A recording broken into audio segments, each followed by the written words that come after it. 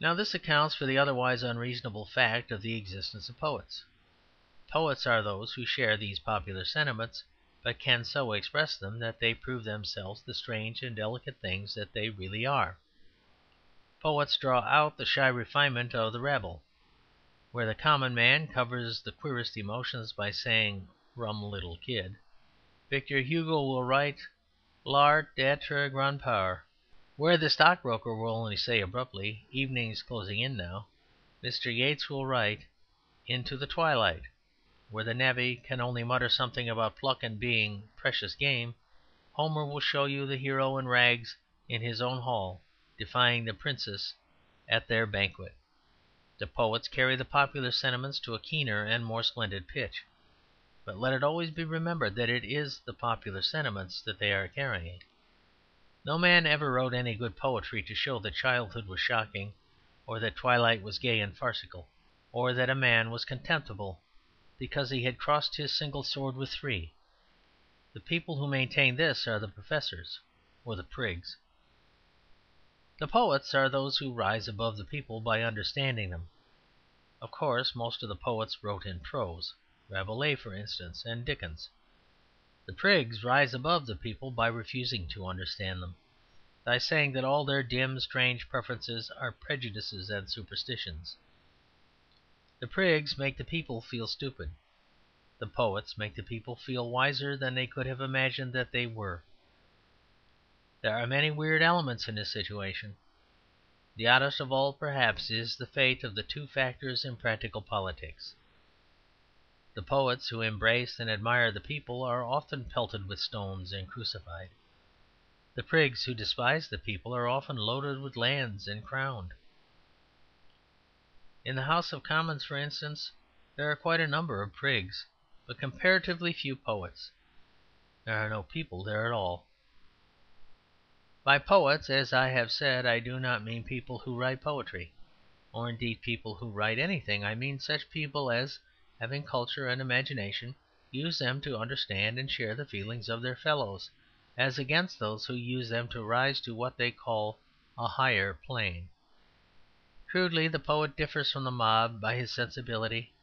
The professor differs from the mob by his insensibility. He has not sufficient finesse and sensitiveness to sympathize with the mob. His only notion is coarsely to contradict it, to cut across it, in accordance with some egoistical plan of his own, to tell himself that, whatever the ignorant say, they are probably wrong. He forgets that ignorance often has the exquisite intuitions of innocence. Let me take one example which may mark out the outline of the contention. Open the nearest comic paper and let your eyes rest lovingly upon a joke about a mother-in-law. Now, the joke as presented for the populace will probably be a simple joke. The old lady will be tall and stout, the henpecked husband will be small and cowering. But for all that, a mother-in-law is not a simple idea. She is a very subtle idea. The problem is not that she is big and arrogant. She is frequently little and quite extraordinarily nice. The problem of the mother-in-law is that she is like the twilight, half one thing and half another. Now this twilight truth, this fine and even tender embarrassment, might be rendered as it really is by a poet, only here the poet would have to be some very penetrating and sincere novelist like George Meredith or Mr. H. G. Wells, whose Anne Veronica I have just been reading with delight. I would trust the fine poets and novelists because they follow the fairy clue given them in Comic Cuts. But suppose the professor appears, and suppose he says, as he almost certainly will, a mother-in-law is merely a fellow citizen. Considerations of sex should not interfere with comradeship. Regard for age should not influence the intellect. A mother-in-law is merely another mind. We should free ourselves from these tribal hierarchies and degrees. Now, when the professor says this, as he always does, I say to him, "Sir, you are coarser than Comic Cuts. You are more vulgar and blundering than the most elephantine music-hall artist. You are blinder and grosser than the mob. These vulgar knockabouts have at least got hold of a social shade and real mental distinction, though they can only express it clumsily. You are so clumsy that you cannot get hold of it at all. If you really cannot see that the bridegroom's mother and the bride have any reason for constraint or diffidence, then you are neither polite nor humane. You have no sympathy in you for the deep and doubtful hearts of human folk. It is better even to put the difficulty as the vulgar put it, than to be pertly unconscious of the difficulty altogether. The same question might be considered well enough in the old proverb that two is company and three is none. This proverb is the truth, but popularly. That is, it is the truth put wrong. Certainly it is untrue that three is no company.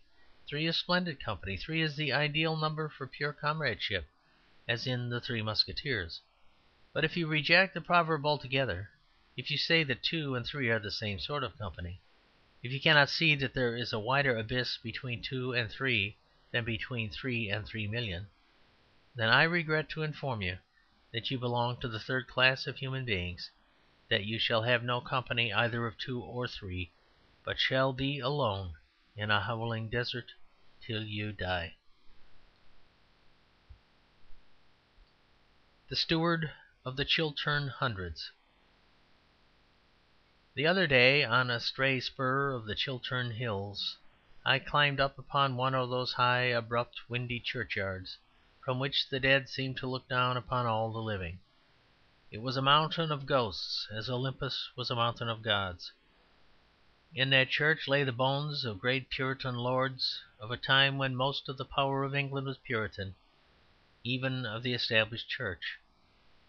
And below these uplifted bones lay the huge and hollow valleys of the English countryside, where the motors went by every now and then like meteors, where stood out in white squares and oblongs in the chequered forest many of the country seats, even of those same families now dulled with wealth or decayed with Toryism.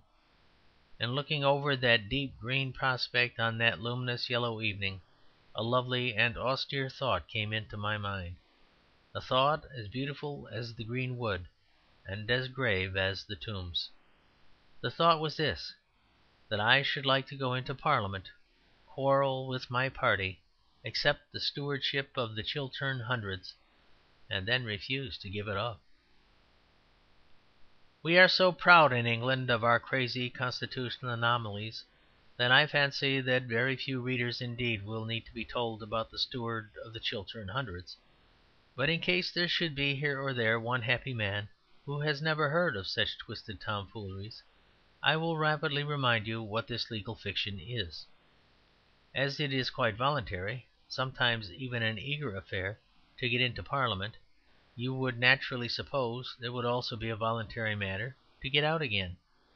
You would think your fellow members would be indifferent or even relieved to see you go, especially as, by another exercise of the shrewd illogical old English common sense, they have carefully built the room too small for the people who have to sit in it. But not so, my pippins, as it says in the Iliad. If you are merely a member of Parliament, Lord knows why, you can't resign. But if you are a minister of the Crown, Lord knows why, you can. It is necessary to get into the ministry in order to get out of the House, and they have to give you some office that doesn't exist or that nobody else wants, and thus unlock the door. So you go to the Prime Minister, concealing your air of fatigue, and say, "It has been the ambition of my life to be Steward of the Chiltern Hundreds."